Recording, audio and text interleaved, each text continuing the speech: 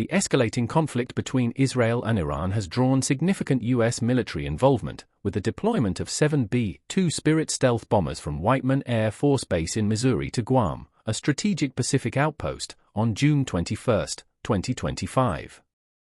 These advanced aircraft, equipped with cutting-edge stealth technology and capable of carrying the 30,000-pound GBU-57 massive ordnance penetrator, were used to strike 3 key Iranian nuclear sites, Fordow, Natanz, and Isfahan, in an operation dubbed Operation Midnight Hammer. The strikes, which also involved over 30 Tomahawk cruise missiles launched from an Ohio-class submarine and supported by 125 U.S. aircraft, including F-22, F-16, and F-35 fighters, aimed to cripple Iran's nuclear program. The B-2's unique ability to deliver bunker-buster bombs was critical, as only they can penetrate deeply fortified underground facilities like Fordow, located near Tehran. Israel, lacking the munitions to destroy such sites, had requested U.S. assistance after a week of its own airstrikes targeting Iranian air defenses, missile systems, and nuclear infrastructure.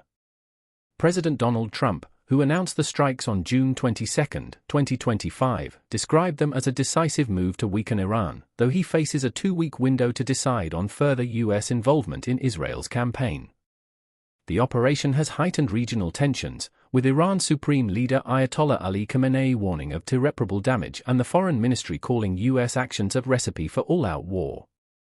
Iranian President Masoud Pezeshkian reaffirmed Tehran's commitment to its nuclear ambitions, rejecting diplomacy under military pressure.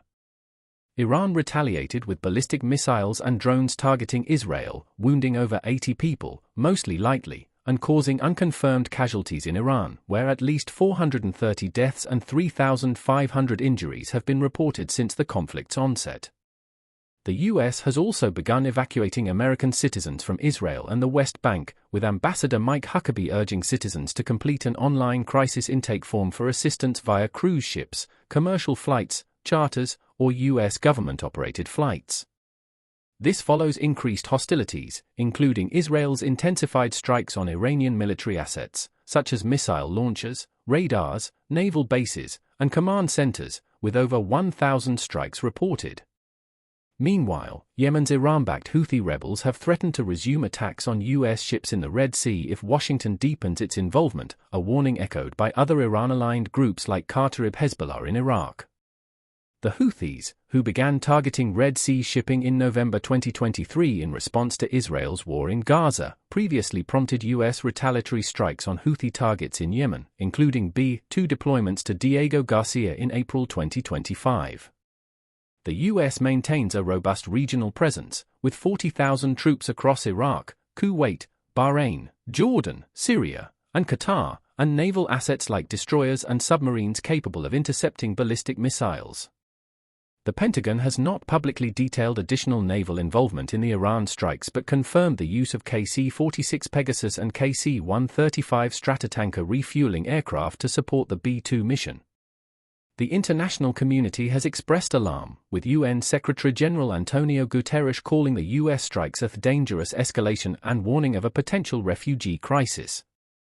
The European Union's foreign policy chief, Kodja Kallas, urged restraint while emphasizing that Iran must not develop nuclear weapons. Egypt's President Abdel Fattah el-Sisi condemned Israel's campaign, advocating for a negotiated solution, while Saudi Arabia, despite recent normalization with Iran, publicly supported Tehran. At a meeting of the Organization of Islamic Cooperation in Istanbul, Turkish Foreign Minister Hakan Fidan called for solidarity with Iran, accusing Israel of pushing the region toward total disaster.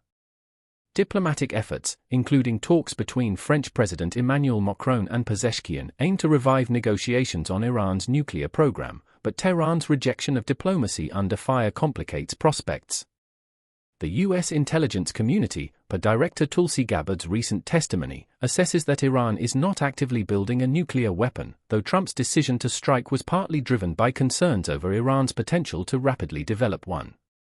Critics, like House Intelligence Committee Democrat Jim Himes, called the strikes a massive gamble, citing past U.S. missteps in the region. As Israeli Prime Minister Benjamin Netanyahu praised Trump's bold decision, the conflict's trajectory remains uncertain, with fears of a wider regional war intensifying as Iran and its proxies weigh their response.